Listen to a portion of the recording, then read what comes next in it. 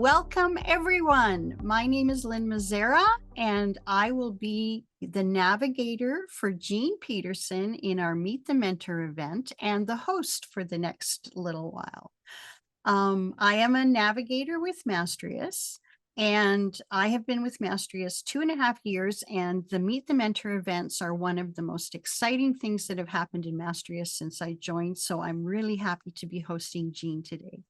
I'm going to do a little bit of an introduction about Jean and who she is, and then we're going to spend our time together getting to know her and getting to know about her art journey in more depth and getting to know about her mentorships at Mastrius and what she does in them. So, welcome everyone. Welcome. Welcome. Yes. Okay. And I'm starting now. Jean Pederson is not only an award-winning watercolor and mixed media artist who has been painting for over 20 years. She is also a teacher, a mentor, and a writer, having written the book Expressive Portraits: Creative Methods for Painting People. The portraits in her paintings are based on people who she has met or impacted her. These subjects in her paintings often reflect different walks of life, as well as diverse cultural and religious backgrounds. We are hard-pressed to find a period in time when the human figure was not represented. Finding a way to express the human figure in a language that reflects 21st century is perhaps the greatest challenge in figurative work today. Jean's traditional practice includes referential imagery of people, still life, landscape, and abstraction. The layering of a variety of media offers Jean an assortment of possibilities within her work. Quality of edge, line, and texture all play a role within her imagery. Although she is well known for her mastery of watercolors, mixed media has become an important venue for her creative expression. Jean has her work placed in the Royal Collection in Windsor, England, and has been honored with numerous national and international awards over the years. In 2005, Jean was the first recipient of the Federation of Canadian Artists Early Achievement Award, granted for her many honors, awards, international writing to promote art education, and consistent, exceptional painting. And we are proud to have Jean here at Mastrius to mentor aspiring, emerging, and accomplished artists on their art journeys. Welcome, Jean. I am really excited to spend the next little while with you, getting to know you better. Oh, hello, Thank you, Ed. Lynn. Nice Yeah, to hi, Edna. Edna, if you have any questions, you can put them in the chat.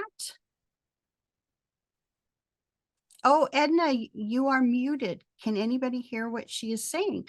Edna, I think it's on your end. I'm not muted, but you are. I can hear you now. I can hear you now. Oh, that's wonderful.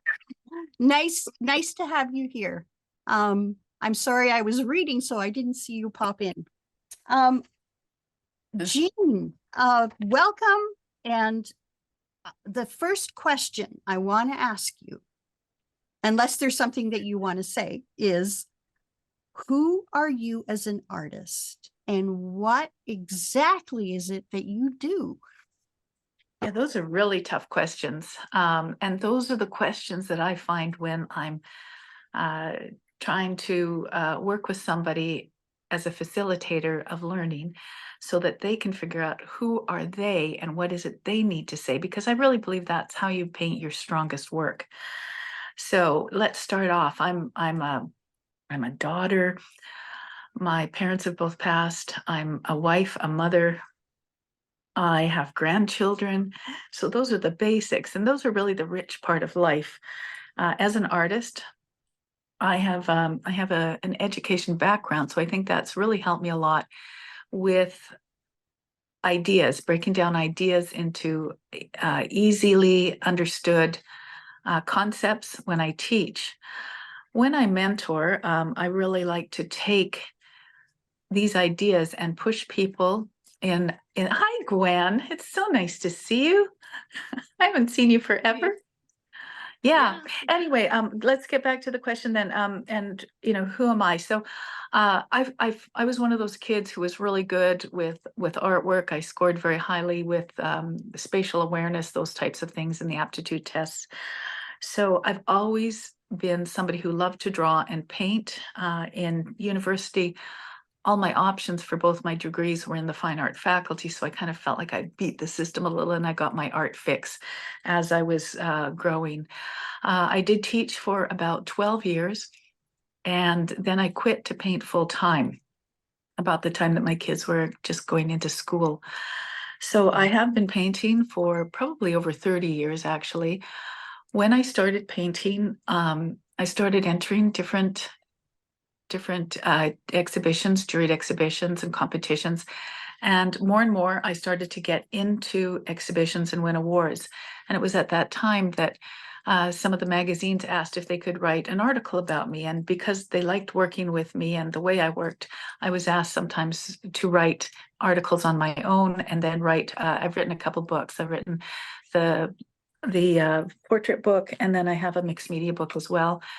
And I've done about 6 videos with these different organizations over the years. From there, through awards and things, I was given the Queen's Diamond Jubilee Medal for contribution to the arts in Canada. So it's always been something I needed to do. You do this job, if you want to call it this path, because it's in you and you need to do it because it's a tough path and it's full of all kinds of bumps. There's no book out there really that tells you if you do A, B, and C in the arts, you're going to make it into the Metropolitan Museum. That just isn't the way it works. So it's something you do because you love it. You have to. It's like breathing. So did I answer that question? You answered that and more. That's wonderful. Okay. And I love that. It's like breathing. It absolutely true. You paint, or we paint because we have to paint. That's the basic idea. That's what drives us all as artists. I want to welcome Gwen. Nice to see you here today. Jean, how would you describe your style? I know you're a watercolor artist, but you're also an amazing mixed media artist, and you kind of cross over into the different genres. Yes. Well, let's just be honest with the path that I've been on, and I can only talk about me. But because when I started, I wanted to know the basics, and I wanted to know the basics like the back of my hand. And that included drawing, which I love doing, and trying to get a likeness from reality. Those to me were the basics. And so for many years, I practiced trying to get reality right, but in a little bit of a mysterious manner.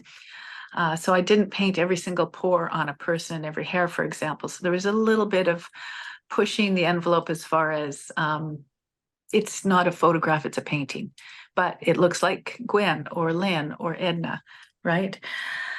I forgot what you were asking me. Oh, my style. So what happened is over the years, because I was pushing my medium, I wanted to see how dark can I get my values in watercolor, because when I started watercolor, a lot of them were fluffy and light and flowers, and you put a couple layers down and that's it. And I would hear people say, well, it's water media and you have to let the water move the paint around, and it just doesn't have the depth of an oil. And I couldn't understand that because the pigments are the same in oil, acrylic, and watercolor mostly, So it was sort of a self-imposed desire to push my darks as far as I could and still have them be luminous in a watercolor. So I achieved that. Once I had that goal of transparent and light and dark, I started going with transparent and opaque, and I started adding gouache into my work. And that's when mixed media started to creep in. And it was concept-based. It wasn't about the mediums. It was about a concept, transparency and opacity and everything in between. So how can I get really good opacity in a watercolor? You add gouache. And over time, the gouache was fun, but it had limitations with regards to subsequent layers on top, etc. So I went to gesso. Now here comes more mixed media into it. We've gone to the dark side. We've got acrylic in there, plastic on top of a watercolor. Oh my gosh. You know, some people are just horrified with that because they think, I don't know, they're going to turn into a goblin or something. I don't know. But somebody somewhere has these ideas that of what a watercolor should be, what an acrylic should be, what an oil should be. And I'm kind of like a modern dancer. You know, there's tap, ballet, jazz. Modern puts it all in and is expressive. And so that's kind of how I interpret what I do. And it's because of concepts. So I pushed these ideas further and further. And then I realized the constraints of working on paper, of course, were framing. And it can get heavy, it can be cumbersome. And so some of the acrylic inks and fluid acrylics worked just as nicely in the beginning to create, you know, a ground as a watercolor would on paper. You can do the same on canvas and board. So then I started switching over to those surfaces because I didn't have the same framing problems. And so the watercolor was only added if it were on a piece of paper that I could collage into it. Because the watercolor, you can do different things to make it stick to canvas or board, but in general, that's not a thing. So then I started collaging. And what the concept was then was surface quality. Is the surface going to be shiny, satin, or matte? Is it going to be rough or smooth? Is it going to absorb paint or have paint sit on the surface? So when I was learning, and even as I paint now, I'm a concept person. And I use the paints that fit the concept. So that's how I got into mixed media. Now, the second thing I'll say is once I was able to capture a portrait or a still life in a way that it resembled what was real, you do that 100 times. And I should be satisfied and go into the galleries and keep doing that over and over again. But for me, internally, I felt I need to challenge myself. And so I'm continually challenging myself. And so part of that is pulling away from realism and trusting what I've learned about things like the principles of design, and using those ideas and thinking about problem solving rather than leaning on what I see to come up with a good painting. And so that's what's brought me to where I am now. I might be inspired by painting Gwen or painting a landscape or something, but I really want to have a lot of my own control over how I'm creating this painting. I don't want the photo or the still life in front of me to control what I'm going to do. So I guess that's how I've developed into the dark side of mixed media and so on. I'm a mixed media artist. I love mixed media because, first of all, you can play with any product on the market. Mm-hmm. It gives you permission to, like you said, layer all of those different products. And then, of course, for me, texture makes me giddy. I just love the texture that we can create from layering and creating grounds in mixed media. Well, and I should add that I'm putting oil on top of my mixed media as well now, either through oil stick or oil. It just takes so darn long to dry, but it's buttery and yummy, and so it's something that I'll now integrate lastly. So we'll have watercolor, acrylic, oil, collage. And of course, your base drawing. I think you've covered all the bases now. Mm-hmm. Yeah. I just want to say to Edna and Gwen, if you have any questions, please feel free to ask out loud, or if you feel more comfortable, type them in the chat. Jean is more than happy, and we would love to have you be a part of this today. Oh, I would love that so much. So please ask me anything. Enjoying the video? Don't forget to like, subscribe, and click the bell to be notified when new Mastrius videos are added. Okay, well, I So- have a list of a few things I want to ask you. Okay.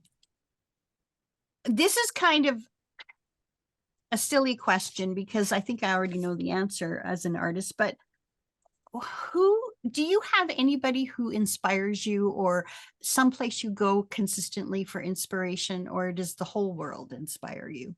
Oh, yes, yes, yes. Yes, absolutely. There's artists who inspire me.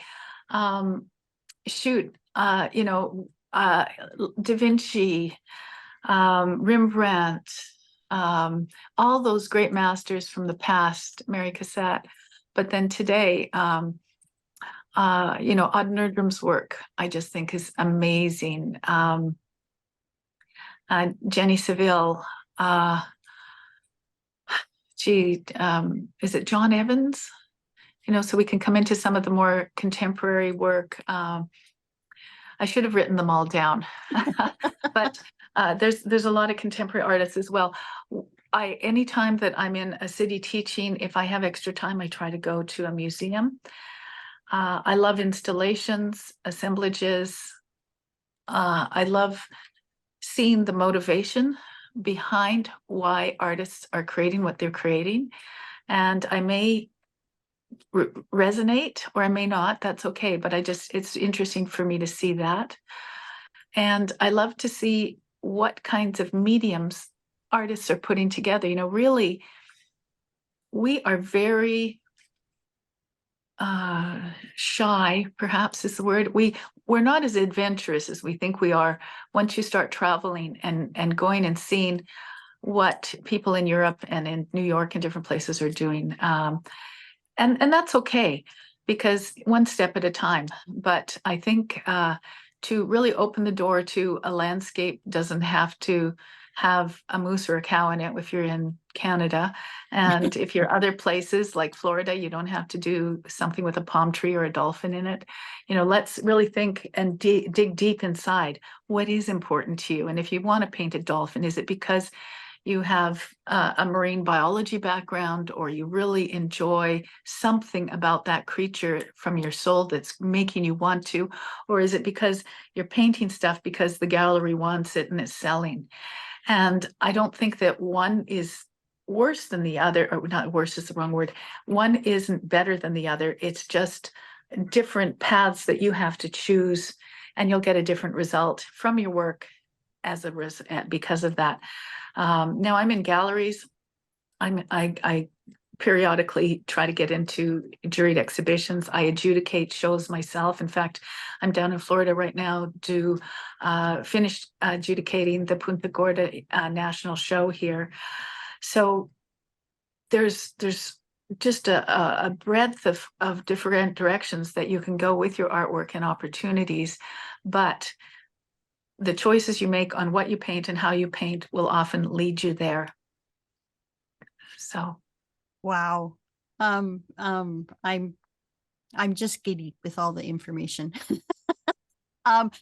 You are, in my opinion, a very successful professional artist.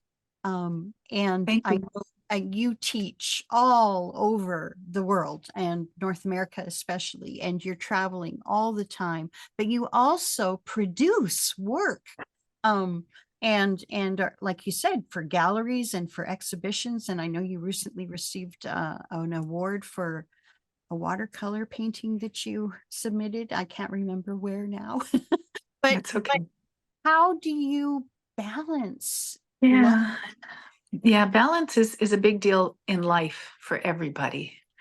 The work home life is important. I know to my kids who now have children, and to everybody, the balance might be different. But it is something I have to deal with, because I have to make sure that I plan for enough studio time. Or now that I'm in Florida for 2 months, do I have studio time here? Can I produce some things here?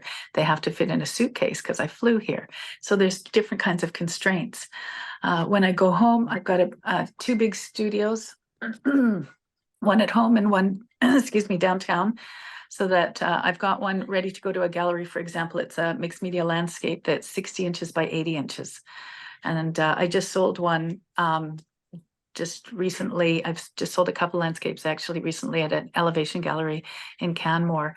And so I know that I've got stuff ready for them, even though I'm not there. I've got somebody available to get into the studio downtown if they need to transport it and get out. So you kind of have to make plans in case something is needed.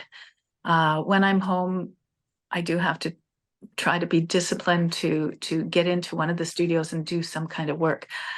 It is also a little bit easier now because I went through about 12 or 15 years of elder care with, I was the responsible niece and daughter. So everybody had me on their documentation for POA. And so it was, hard, because I feel like when I listen to you guys and you are in my group, I listen and I feel happy or sad when you feel happy and sad. That's just the way I am. And so all this stuff with family and sickness and death has been, I don't mean to bring everybody down, but it was very hard on me in the balance system. Now, everybody has passed but one aunt, and there is a sadness in the loss, but there's also a freedom now for me to not feel like I should be holding somebody's hand, if that makes sense. And so I think in our lives, there are different seasons for things to happen. And if you are an artist and you have obligations like children or elder care or another job, those things are super important, and you're never going to regret doing those things that maybe throw your art off balance, but your life really is rich with many, many things. Mm-hmm. So balance at different times in my life has meant different things. There you go. And I have noticed through my life that regardless of what's going on in other areas, we as artists always find a little bit of time somewhere to get that creative energy out, because it's that important to who we are and what absolutely we do. Yeah. You know, when some of my students are super busy or have a load of emotional stuff on their plate, sometimes the only thing I can suggest is when you're eating dinner, doodle. And that sounds like not much, but there's hand-eye coordination. There's engrams working inside your brain, and it's causing you to think. So even when you're super busy and loaded down, you can do the smallest things to further your artistic goals. Absolutely. and it helps keep us balanced, for lack of a better word. It really does. Sometimes I get a twitch, but apart from that, I'm okay. I mean, knowing your schedule and how busy you are as an artist, I am so grateful that you have taken on a mentorship role at Mastrius. And I have been fortunate enough to have worked as a mentee under Jean Pederson for over a year. I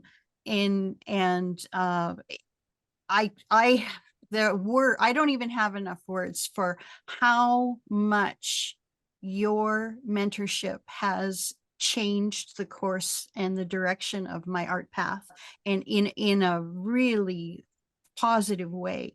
And you have always, in every session, lit a fire in me and caused me to go down a path and explore something I never would have thought of, and sometimes didn't even want to do. I just did it because it was homework, and then ended up going, this is the best thing I've ever done.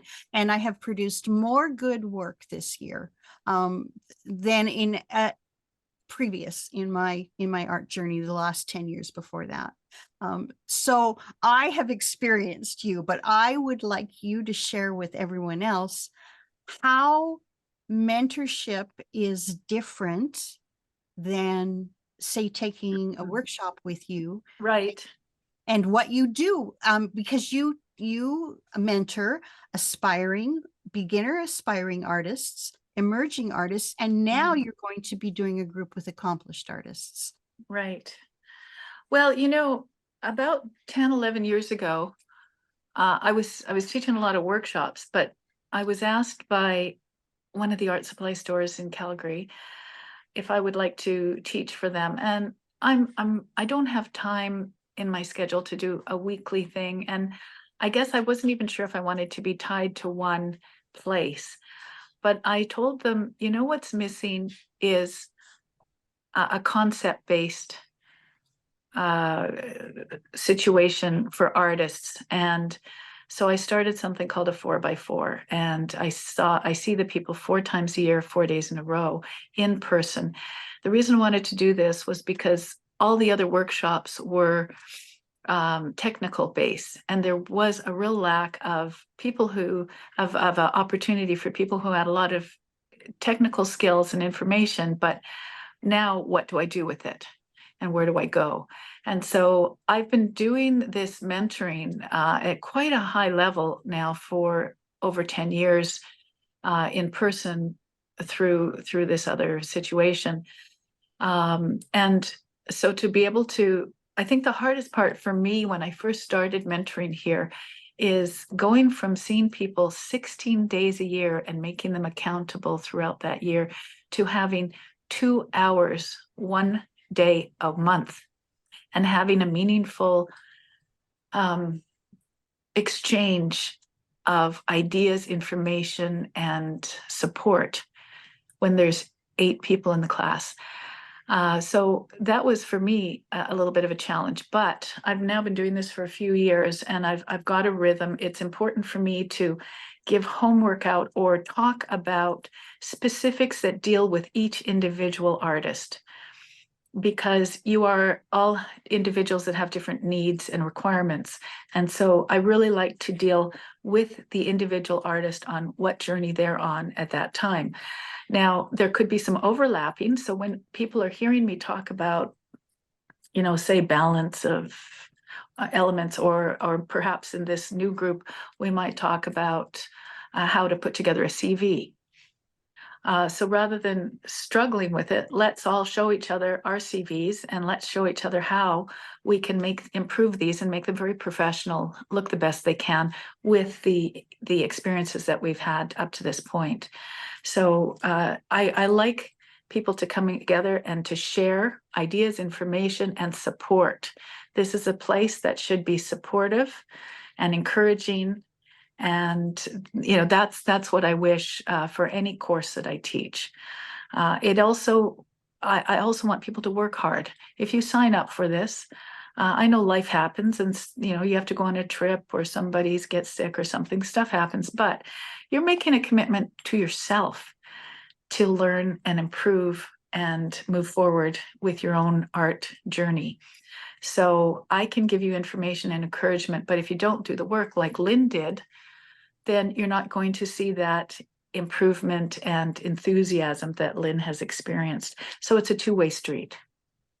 And I love the fact that we don't just do technical in the aspiring and the emerging groups. There's also a lot of discussion around the mindset of art and the business of art, and something that we probably will explore more in an accomplished group. But still, like I said, where do you go when you have the technical skill and you have a basement full of art and you're selling in the local area? But what next? Where do you go?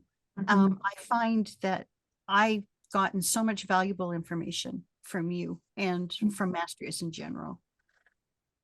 Thank you. Shoot, there was something I was going to say and it popped out of my head. That's what happens. Each time you go into another decade. What? Oh, I know what I was going to say. For this mentoring group, I want to be challenging the group to contribute. When you're working on your own, you have to motivate yourself to do research, to listen to other artists, to see the what and why of other things. So I will be bringing ideas in, but I will also want people to bring in their ideas about who's your favorite artist, why, what is it about them that you like? Maybe watch a video, maybe, oh, is there an exhibition happening in your city? Go and come back and tell us what it was that really lit you on fire, you know? So I want this group to be exploring more and being responsible for bringing information to the group, because that's what you do when you're on your own. You can't just depend on me all the time or whoever you're taking a class from. So it's going to be a journey together, but I also want a little bit of independent research going on so that we come back, we collaborate, and we share. And for those of you out there, Jean is talking about the new accomplished mentorship that she's going to be starting February 24th.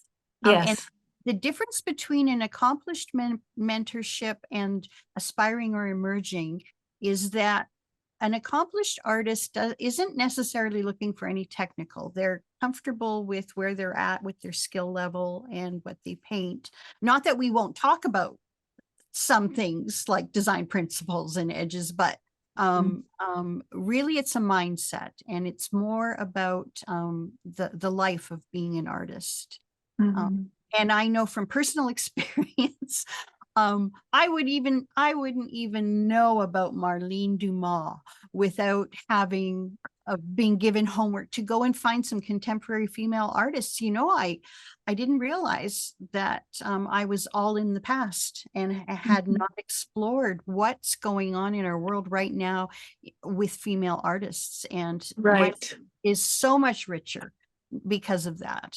So I just wanted to share that. That was one of the homework assignments. I rolled my eyes and thought, what? And then it was wonderful. Good, cool. Thanks for that, Lynn. Okay, any other questions? Yes. Gwen, Edna, is there anything that Jean can answer for you or talk about? Well, in a practical sense, what day and time is this accomplished group starting, first of all? It is the 4th. I have it right here. The 4th Saturday of every month. So Saturdays from 10 to 1 Mountain Time. Gwen, where are you? And I'll give you your time zone. Yeah, I'm Mountain Time. I'm just north of Calgary. Yeah. Okay. So from I'm a pro from Jean. Oh, you are so fortunate. Yeah, so every 4th Saturday from 10 to 1 Mountain Time, and accomplished groups meet for 3 hours instead of 2. And we need that 3 hours as we really dive deep as at this level in this group. So Jean, would you be able to describe the difference between aspiring? I haven't done an accomplished group. I was an aspiring. Is that the middle one? I was in that for like, I don't know, probably almost 2 years. And now I haven't been in any group for a while. I'm just a supporting, whatever they call that, supporting member. And just watch things as they come up. But yeah, could you describe the difference, and would I fit in the accomplished group? I wasn't even sure about that. Oh, Gwen, you would absolutely fit. I mean, you have so much painting experience behind you, and you're also just a lovely person. But first of all, every group that I work with, whether it's more of a beginner group or an established group, it really is going to depend a lot on who's in the group and what the needs of the group are. I feel as a facilitator of learning, it's really important for me to not have a prescribed thing for the whole, like say for a year or a month or whatever, because the group might not, they might already know that stuff, or that might not be their path. So I see this as the first week, or perhaps before we start, please everybody throw in some ideas that you'd like me to talk about, and then I'll build the 3 hours around those needs within the group. So if there's a need to figure out what gallery should I go into? Or can I get into a gallery? Or perhaps I'm not sure where to go next with this artwork. I'm stuck here. Or I'd like to write a really lovely artist statement. Or I'd like to get together with a few more people and submit to one of the museums close by because we want to have a beautiful installation exhibition. So, and perhaps share opportunities, share ideas, share different artists that you've just realized, you know, so it'll be both about sharing and you putting forward concepts that you would like to have more information about, and we'll try to fill those holes. Right. Yeah, I just wondered what the difference between what we've, like, I'm not necessarily looking for technical. You're correct. Right. In that And area. I think that's the Or biggest, expansion. yeah, Expansion is a word. Yes. the biggest difference between accomplished and the other two levels is there's a lot more focus on technical and critique, where we still will get critique, which I love, from Jean, but not so much the technical side of things unless it's something specific we want to address. Right. That comes up. Yes. I would also like everybody to put together just maybe a couple of slides to talk about who's Gwen or who is Lynn, and where is it you want to go? What are your aspirations? So that'll be in the beginnings. And then as we move forward, I think it'll be quite organic as to the needs of the group and how we accomplish that. Mm-hmm. So I'm not trying to be vague. It's just that I want to make sure that the needs of the group are met, and it might not be what I say today. It might have to be something different. Mm-hmm. Okay. Did I answer your question, Gwen? Yeah, you bet. Thanks. Okay. Yeah. Edna, there you go. Edna lit up there for a minute. Okay. Edna, is there anything that you wanted to ask?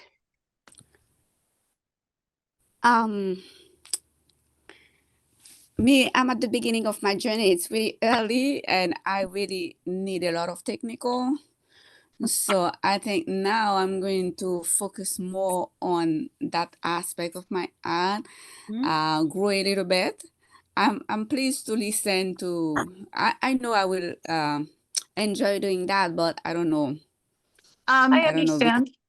Jean also mentors an aspiring group, which is the level that you are at, Edna, on the fourth Tuesday of every month from 6 to 8 Mountain Time. So it doesn't matter what level you're at. Jean will be able to mentor you wherever you come in on your journey. Okay. Where are you joining us from? I am in Boston, Massachusetts.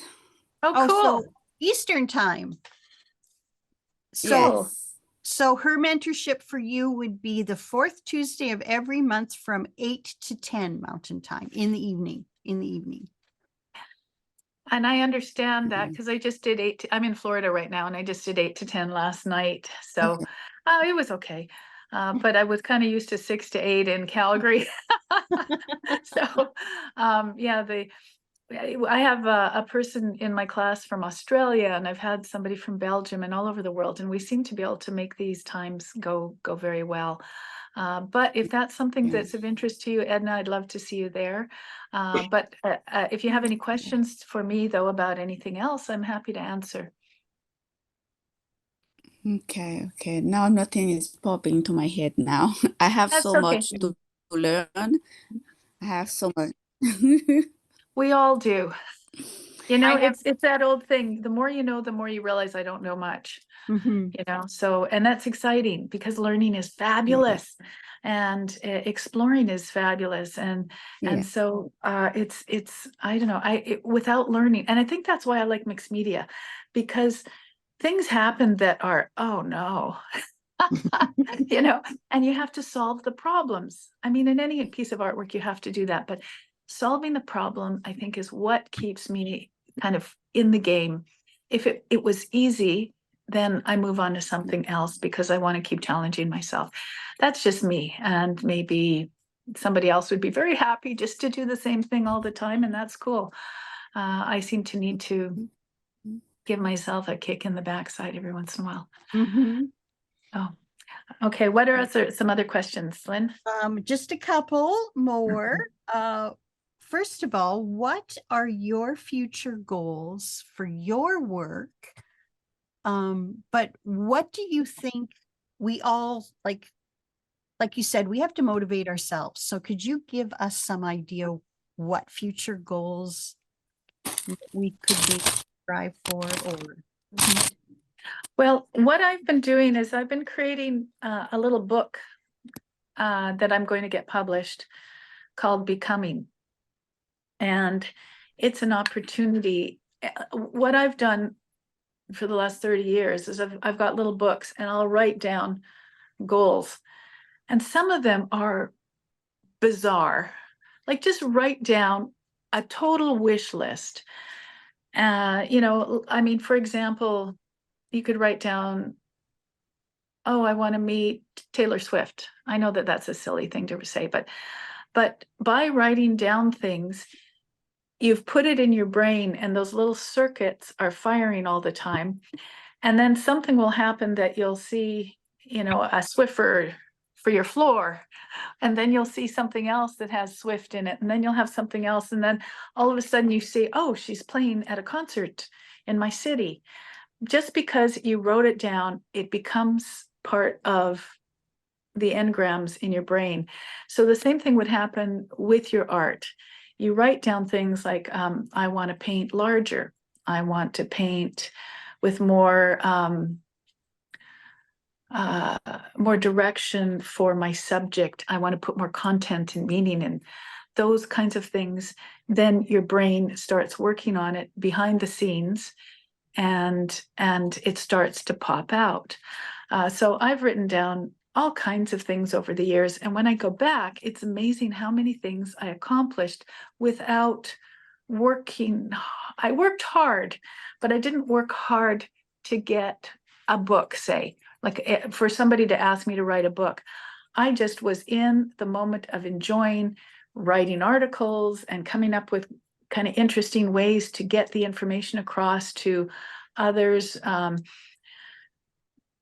And so because I worked hard there, another opportunity came because I became enmeshed in a circle of different people.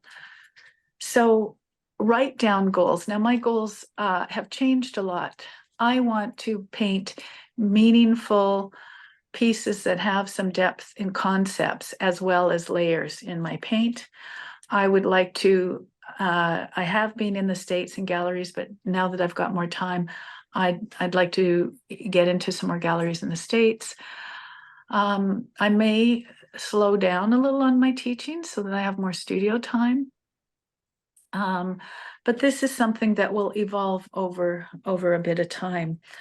And so those are the kinds of things that I think of. I really want my work to be my goal of making the best image I can with the concept I have that's honest with who I am. So that's a really big goal. that's huge.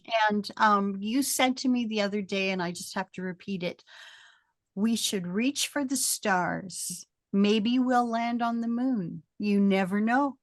And I think that really resonated with me. Reach for the stars. Right. And even if you land on, and I even said, if you land on Everest or Nose Hill in Calgary, you're still higher than you were before you reached for anything as far as accomplishments and moving forward, you know, so why not reach for things that might seem crazy out of reach? Because you never know. I didn't think I'd ever be an author. You know, that was never in my wheelhouse. And now I've got a couple of books and a booklet, and I have another book that hasn't been published yet that, you know, the publisher went out of business. So, yeah. So, you know, it's, you just don't know what will happen unless you open your mind up to the possibilities and allow yourself to see those opportunities as they come.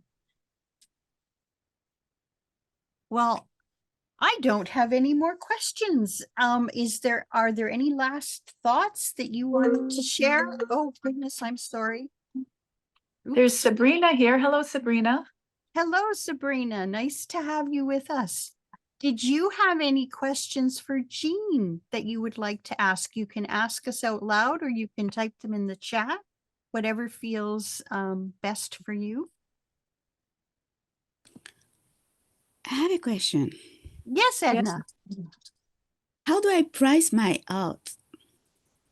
Well, that is a good question. The best thing to do is look for other artists who are doing similar work and similar experience to what you are doing, because that will give you an idea of what the market can bear, especially in your area in Boston. I'd love to go to Boston. I've never been there. But I think it's better to start lower and sell a bunch of artwork so that your artwork is in other people's homes. Because to me, that's almost your bet. Word of mouth is very good for marketing. And so if somebody sees one of your pieces in someone's home, oh, whose work is that? Well, that's Edna's work. You can reach Edna at blah, blah, blah, so getting the work out there is super important. And then if you can't keep up with your demand, then you raise your price. And then if you can't keep up with that demand, you raise your price. Okay. Thank you. Yeah, you don't want to have your prices go down, because hopefully people see this, like no matter, you don't want to be the person that goes, oh darn, how come they paid $100 less for the same size, and that's 2 years later. So it's not going to make them feel good. So you have to try to be as consistent as possible, unless you're selling to the family or something. Yes. Yeah, good question though. Any other questions or thoughts or ideas or? So I was listening to Ardith Goodwin the other night. She was being interviewed with Mastrius, and her big thing was get to your why. Why are you painting? What is it you want to say, right? And I know you were already pushing in that direction 20 years ago when I took from Red Deer College. And so knowing your why, and that's something I guess I've been painting and selling for quite a few years now, and it's just like I still feel like I need to dig deeper. And is that something it sounds like you've kind of always knew what your why was? Am I assuming that? My why always changes. Okay. But it's because I get older, I become a grandma, I've experienced now with different mediums. I understand, for example, that you're not doing as much encaustic as you used to.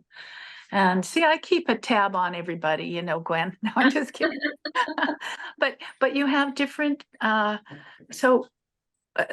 to be honest, when I started watercolor, I wanted to do things, and this was like 35 years ago or more, 40 years ago, I started watercolor.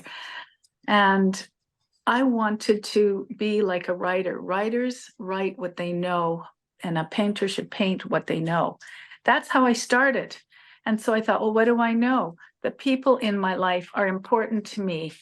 I'm an only child. I don't have brothers and sisters. So friends and family, I cherish.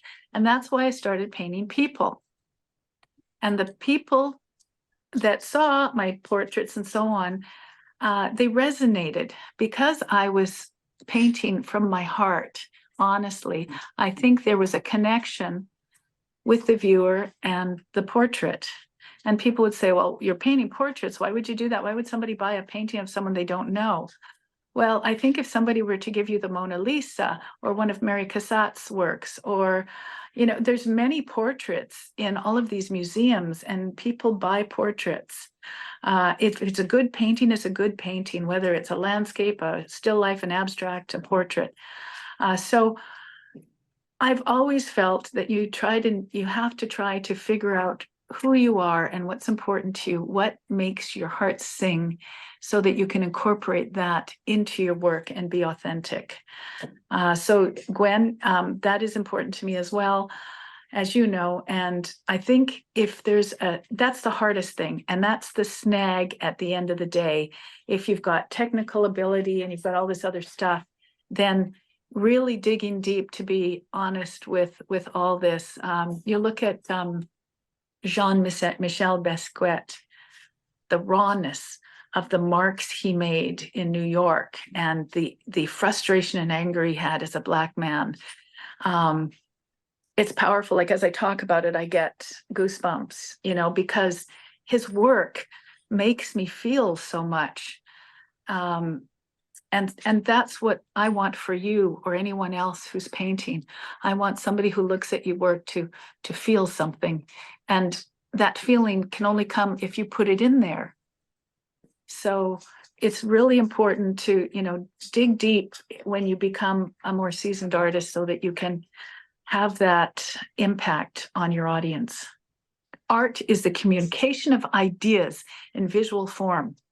So if we're communicating ideas, we need an audience to see it, and we want a dialogue between the piece of artwork and the person, so that there is that, you know, it resonates and has a connection with the viewer. Mhm. Did I answer that question, Gwen? I can go on and on and on.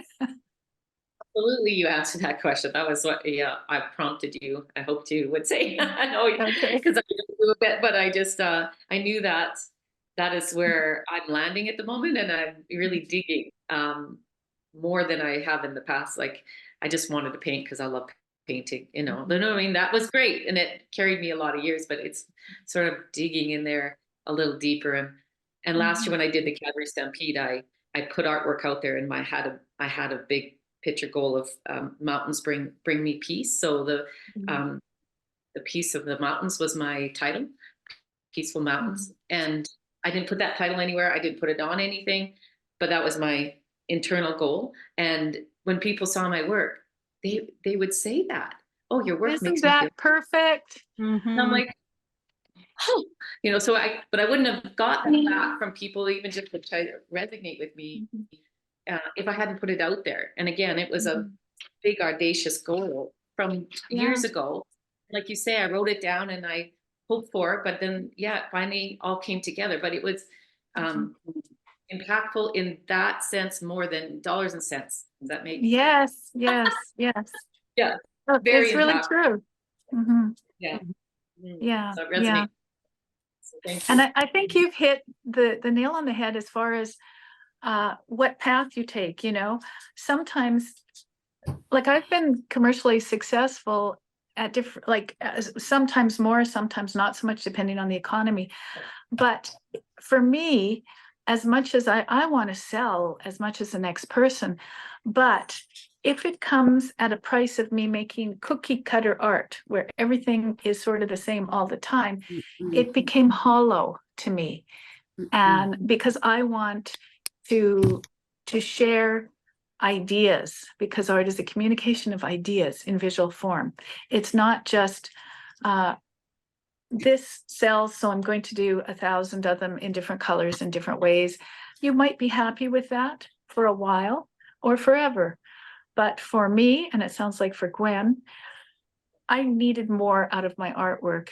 And so I'm willing to, if necessary, reduce my paycheck at the end of the day for sales in order to dig deeper and build more authentic and meaningful work. So, but that's just me. So if you want to increase sales, you need to make sure that you've got a recognizable. It's all about building. What's the word? You build a what? A brand. Sorry, my brand. Yeah, my brain isn't working. You build a brand for marketing, and it's all about marketing if you want to sell. And we can talk about those things. It's not hard to talk about those things. But if you are a person who is willing to take a risk and pull out more of yourself and be more expressive in that way, then for a time there might be less sales, but there'll be more opportunities in different venues than you had before over time. Does that make sense? It does. You know, you're dealing with a different group of patrons. Yes, and that's a path we have a foot on both paths as artists, right? Painting from our soul and our hearts, but Mhm. also wanting to be profitable and successful and having to sell to the masses, right? So Yeah, and it may not be the masses, but I tell you, like I read a book about art marketing and stuff. It was quite interesting, but out of all the people, there's just a small amount that actually purchase original artwork. And from this small amount, there's an even smaller amount that buy more contemporary and emotive types of work. So, for example, if you paint landscapes in Canada, you're probably going to sell, whether it's, even if it's not a good landscape, because it's the most popular. If you paint portraits in Calgary, you'll sell some, but not as many as the landscapes. Now, if you do something that's super conceptual, Boston might really like those things, and New York and Los Angeles, but maybe not Stettler. So you have to know where you are, who your peeps are, and if they're not going to be, if your work's not resonating with them, it doesn't mean it's not good work. Sorry, my husband just went into the washroom and my dogs are so attached to him they cry when he goes. And so if you hear any whining, that's because, yeah. So it's because I'm away so much that he's the person. What was I saying? you were saying that we need to know our audience for our art. Yes. That's basically the bottom line, you know. And if your work isn't fitting into that audience, there'd be another audience somewhere else that is going to appreciate it. So you have to do investigating and find out who's painting similar to you, what galleries are they in, what galleries are associated with the galleries, like what circles are they in? And then you can start to really do some research, you know, and see what might be a fit. Now they get hundreds and hundreds of these applications a week. So it becomes challenging. However, I feel that if the work's good, it'll resonate and, you know, you'll get opportunities. You're right. I learned that last year. You have to put your work out there if you want different eyes to see it. And you don't know where that seed is going to land and when it's going to germinate or how it's going to germinate. So Right. you know, we're at the top of the hour. This hour has just flown by. I can't believe it. Jean, I want to thank you so much for this time and sharing so much of yourself with us today. And just reminding everybody that Jean mentors all levels of artists, and just go to mastrius.com and type Jean Pederson in the Find My Master, and you will go to her page to get all her information. And the new group, the Accomplished group, starts February 24th, the fourth Saturday in February at 10 a.m. Mountain Time, for those of you that are interested in the new group. Are there any last words you want to leave us artists with? Go and paint with wild joyfulness. Oh, that's wonderful. I want to thank everybody for joining us today. It's been my pleasure to host this event. Thank you for hosting and you. asking such good questions. It's good to thank you. see. Thank you for joining us too. I really appreciate it. So, Good to see you. all right. It's good to see you. Take care. Bye-bye. Take care. Bye-bye.